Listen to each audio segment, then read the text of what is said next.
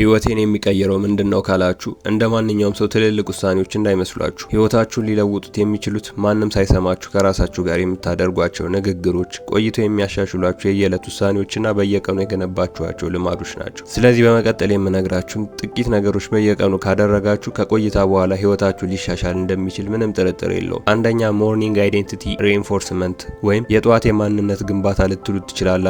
ይህም ምንድነው? እያንዳንዱን ቀን ከመጀመራችሁ በፊት መሆን የምትፈልጉትን ሰው አስቀድማችሁ መተንበይና በአእምሯችሁ መሳል ሲሆን ይህም እያንዳንዱን በየቀኑ የምትሰሯቸውን ስራዎች ከመስራታችሁ በፊትና ማንኛውንም ውሳኔ ከመወሰናችሁ በፊት አእምሯችሁ የምትወስኑትን ውሳኔ ከመረጣችሁት ማንነታችሁ ጋር በማስተያየት ትክክለኛ ነገር እንድትሰሩ በእቅዳችሁ መሰረት እንድትንቀሳቀሱና ራሳችሁን የተሻለ ቦታ ላይ እንድታስቀምጡ ይረዳችኋል። ሁለተኛው ማይክሮ ለርኒንግ ኢንተግሬሽን ወይም የጥቃቅን ትምህርቶች ጥርቅም ልንለው እንችላለን። አብዛኞቻችን በየቀኑ የሆነ ነገርን ለመማርና አዲስ ክህሎትን ለማዳበር ራሳችንን እናስጨንቃለን። ነገር ግን ይህ ሲሆን የምንማረውን ነገር አብዝተን እየጠላ ነው። መጽሐፍትን ማንበብም ትልቅ ስራ እየሆነብን ይመጣል። ስለዚህ በየቀኑ በጣም ትንሽ ጊዜ መድበን ራሳችንን ብናስተምር ከቀናቶች በኋላ የሆነ ዘርፍ ላይ በቂ ክህሎትን ማዳበር እንችላለን። መጽሐፍትንም በማንበብ አስተሳሰባችንን ለማስፋት የግድ በቀን ውስጥ 50 እና 100 ገጽ ጽሑፍ ማንበብ አይጠበቅብንም። ቢያንስ በየቀኑ እንኳን 10 ገጽ ብታነቡ በ6 ወር በአማካይ 8 መጽሐፍትን ማንበብ ትችላላችሁ። ይህ ደግሞ በአግባቡ ለተጠቀመበት ሰው ትልቅ ለውጥ ያመጣለታል። በየቀኑ ራሳችንን በትንሹ እያስተማርን ስንሄድ ለጊዜው የሚመጥን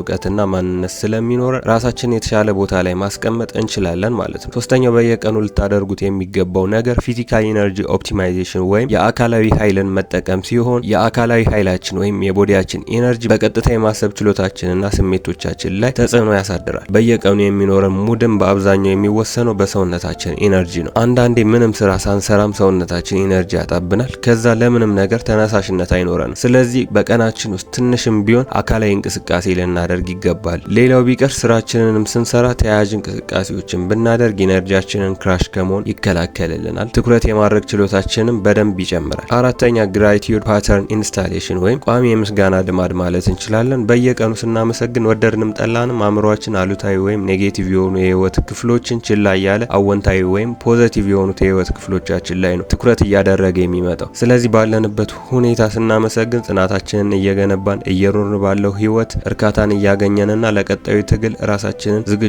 ማድረግ እንችላለን። አምስተኛው በየቀኑ ማድረግ ያለብን ነገር ኮምፎርት ዞን ኤክስፓንሽን ወይም የምቾት ቀጠና ማስፋፋት ሲሆን እዚህ ጋር የምቾት ቀጠና እኮ ጎጂ ነው ልትሉ ትችላላችሁ። ግን እኔ ያልኩት ይህንን ቀጠና አስፋፉት ነው። ማለትም በየቀኑ አዳዲስ ነገሮችን ሞክሩ። የሚያስፈራችሁን ነገሮች በድፍረት አድርጉ። ያኔ በራስ መተማመናችሁ እየጨመረ ከዚህ በፊት ለማድረግ የሚያስፈራችሁ ነገር ቀላል እየሆነ ይመጣል። ስለዚህ አሁን እዚህ ነገር ላይ ኮምፎርታብል ናችሁ ወይም ምቾት ይሰማችኋል ማለት ነው። የምቾት ቀጠና ማስፋፋት ያልኳችሁም በየቀኑ አዲስ ነገሮችን በድፍረት መሞከር ማለት ነው። ኮምፎርት ዞን አንድ ነገር ላይ ብቻ ተጣብቀን እንድንቀር ካደረገን ነው ጎጂ የሚሆነው። እስካሁን የነገርኳችሁን 5 በየቀኑ ብናደርጋቸው በህይወታችን ላይ የሚታይ ለውጥ የሚያመጡ ተግባራትን በየቀኑ ካደረግን ህይወታችን በአጭር ጊዜ መሻሻሉ አይቀርም። ቪዲዮ ከተመቻችሁ ላይክ፣ ሼር እና ቻናሌን ሰብስክራይብ አድርጉ። እስከ መጨረሻው ስለተመለከታችሁ አመሰግናለሁ። ቻው።